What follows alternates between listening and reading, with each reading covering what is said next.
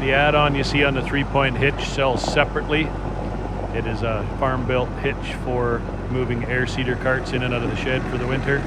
It does not include it with the tractor.